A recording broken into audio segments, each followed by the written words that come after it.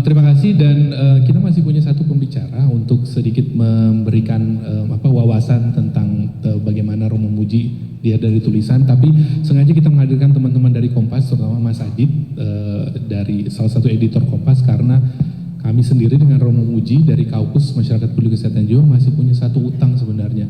Dan Romo Muji sendiri yang sudah ngirim surat ke Kompas ya Mbak Christine, bahwa kita tuh mau bikin mental health outlook dengan Litbang Kompas.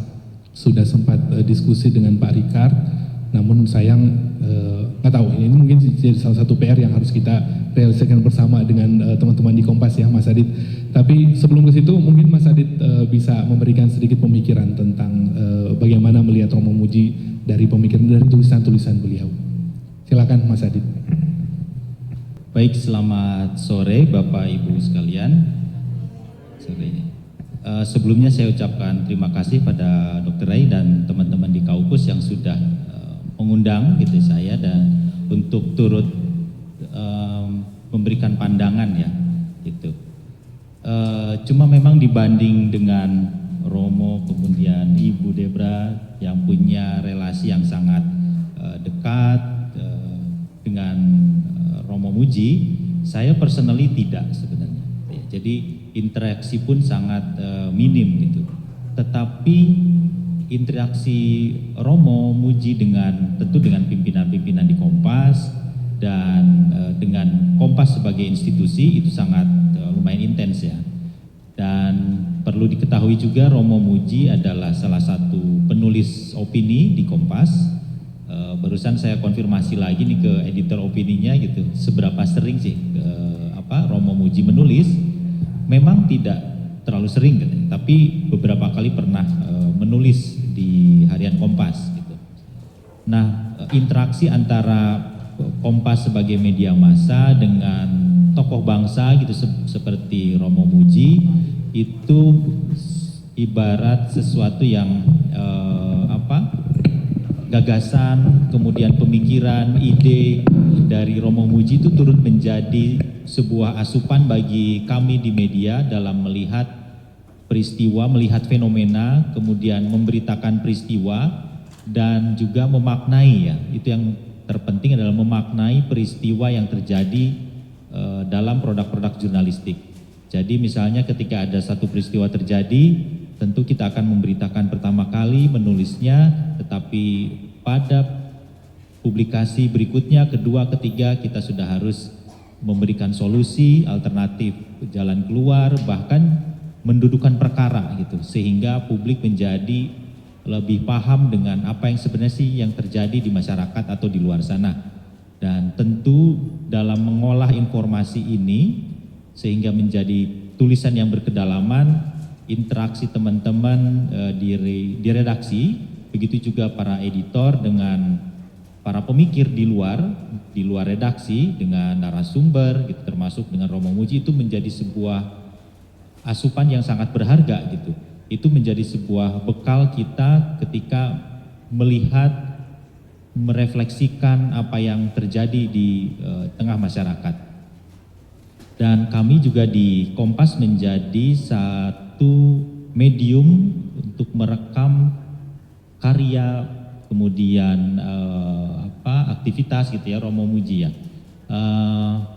Misalnya tadi ya diceritakan ada pameran ya, pameran di Balai Budaya. Kalau tidak salah itu sketsa ya, ada 50 sketsa. Kami juga turut merekam itu dalam tulisan dan serial foto. Lalu termasuk tadi yang diceritakan oleh Pak Seno ya, ketika Romo Muji keliling Asia Tenggara ya, kalau tidak salah itu menggambar stupa, kemudian masjid, gereja, itu sebelum pandemi kalau tidak salah ya. Itu kami rekam dan ada bentuk produk jurnalistiknya gitu, bisa diakses. Nah, tapi yang sebenarnya ingin saya tekankan di sini adalah apa yang tadi follow up dari apa yang sudah disampaikan oleh Dr. Ray, bahwa kita di sini mengenang, tidak semata mengenang Romo Muji gitu ya, tapi apa yang sudah digagasnya, pemikirannya, inisiatifnya gitu, ide-idenya gitu, termasuk di sini adalah terkait kesehatan jiwa. Apa yang digagas oleh Romo Muji dan beberapa penggagas lain, penggagas di Kaukus Masyarakat Peduli Kesehatan Jiwa, tentu masih sangat-sangat relevan dengan kondisi saat ini ya. Gitu. Saya ingat sekali sekitar 10 tahunan yang lalu saya masih liputan di lapangan, liputan kesehatan. Saya wawancara perwakilan WHO di sini terkait penyakit tidak menular. Nah, di situ perwakilan WHO saat itu menyajikan data bahwa ada prediksi 2030 persoalan kesehatan jiwa ini, mental health ini menjadi satu dari top 10 sumber atau penyebab kematian gitu ya, di dunia gitu. Dan ternyata kita tidak mesti nunggu 2030 ya. Saat ini pun sudah banyak sekali persoalan kesehatan jiwa ini mengemuka, tidak cuma di kelas menengah gitu, dari anak-anak sampai lansia, mohon maaf ya, sangat banyak. Tentu kita masih ingat belum lama ini ya di NTT, di Ngada, ada anak SD yang mengakhiri hidupnya karena gitu ya, kondisi ekonomi dan seperti itu terjadi, tragis gitu. Para ahli menyampaikan bahwa bunuh diri itu adalah satu puncak masalah kesehatan jiwa gitu. Jadi tentu di bawahnya ada banyak lapisan-lapisan yang dari awal rasanya tidak terselesaikan sehingga itu menumpuk gitu. Dan penyebab dari bunuh diri tidak hanya tunggal biasanya, tapi berlapis. Lapisannya mungkin tidak atas bawah juga, tapi juga kiri kanan atas bawah, jadi sangat kompleks gitu. Sangat kompleks, makanya Kaukus ini sangat relevan gitu untuk bisa memberikan minimal pandangannya, rekomendasinya terhadap situasi ini harusnya kita seperti apa meresponnya gitu. Kemudian di sini saya mencatat ada data ya, data dari Pusat Informasi Kriminal Nasional Bareskrim. Jadi sepanjang Januari sampai 7 November 2025 ini ada 1.270 kasus bunuh diri di Indonesia. Dari jumlah itu sebanyak 7,6%-nya atau 97 kasus itu, kasus bunuh diri, dilakukan anak yang usianya 17 tahun ke bawah. Tentu ini alarm banget ya gitu. Ini alarmnya udah menyala-nyala sekali gitu. Ini ada sesuatu dengan masyarakat kita, tatanan sosial kita, ini ada sesuatu yang salah gitu, yang harus segera diperbaiki oleh semua pihak gitu. Tidak hanya satu lembaga atau satu pihak yang mesti berperan, tapi rasanya butuh semua gitu, butuh semua orang untuk bisa, kalau itu banyak terjadi di anak ya ada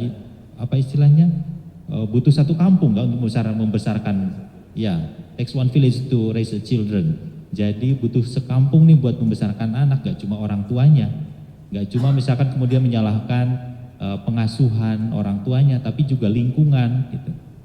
Nah, kalau kita lihat lagi bunuh diri pada anak yang kita merujuk ke kasus yang terakhir itu di Ngada, dia adalah gen alfa ya, generasi alfa yang lahir di atas tahun 2010 ya kalau tidak salah. 2010 something ya. Itu generasi alfa. Generasi alfa which is adalah digital native ya. Yang dia lahir brojol itu udah ada medsos, ada TikTok, ada YouTube dan segala macam. Dengan sosial media yang sudah sangat umum, sangat lazim, yang tidak bisa dipisahkan dari kehidupan kita sehari-hari saat ini, mereka terpapar banyak informasi melalui media sosial. Informasi itu sedihnya tidak semua untuk anak-anak kan, gitu. Informasi yang tidak semestinya mereka terima, persoalan dewasa, intrik-intrik dan lain sebagainya mereka terima. sehingga itu mempengaruhi dia kognitif dia, terus mempengaruhi kemampuan dia dalam meregulasi emosinya gitu. Dan ketika seorang anak dihadapkan pada berbagai persoalan yang sebenarnya sebagian besar mungkin bukan persoalan anak-anak ya, itu persoalan-persoalan orang dewasa gitu. Dia belum mampu untuk menghadapinya, tidak cukup resilient untuk mengatasinya, coping mekanismenya belum terbentuk, sehingga ada muncul istilah kalau tidak salah kidulting ya. Jadi kids yang terpapar konten-konten yang adult gitu, yang dewasa dalam hal ini sangat umum ya, bukan melulu terkait susila gitu ya, tapi konten misalnya pertengkaran antara satu pihak dengan lain, konflik dan segala macam itu kan masalah orang dewasa gitu ya, yang anak-anak kan harus mestinya ya bermain, belajar, ya sudah paling itu ya aktivitas sehari-harinya itu, sehingga ketika menghadapi masalah dia itu tidak mampu dan akhirnya mengakhiri hidup. Ada para ahli bilang bahwa mengakhiri hidup itu bukan berarti anak itu memang pengen hidupnya berakhir begitu, tapi itu sebuah semacam komunikasi dia bahwa aku udah nggak sanggup nih menyaksikan atau bahkan mengalami beban-beban atau mengalami masalah ini. Itu bentuk komunikasinya dia gitu terhadap orang di sekitarnya. Lalu apakah orang di sekitarnya aware akan hal itu gitu. Nah, itu sebuah pertanyaan yang besar. Kemudian apakah juga dengan fenomena itu orang tua akhirnya bisa atau punya kemampuan untuk membesarkan anak dengan sangat baik itu di tengah gempuran informasi media sosial? Apakah juga lembaga pendidikan dan tenaga pendidik juga sanggup gitu mendampingi anak-anak selama di sekolah? Karena selama ini paling ada guru BK aja ya di sekolah yang terkait itu. Guru BK, apakah mereka punya kemampuan itu gitu? Atau pertanyaan lebih jauhnya lagi, lingkungan kita nih, masyarakat secara umum, bagaimana sih concernnya dalam menciptakan kehidupan, menciptakan hari-hari buat anak yang lebih kondusif gitu. Dan itu rasanya ada bagian kaukus di situ, Dokter, yang bisa dilakukan. Tentu bukan tanggung jawab kaukus sendiri, tapi setidaknya kaukus punya peran di situ, sehingga apa yang sudah digagas oleh Romo Muji ini bisa hidup dan berkontribusi sehingga membuat masyarakat kita menjadi lebih baik lagi. Mungkin itu saja Dr. Ray dari saya. Terima kasih.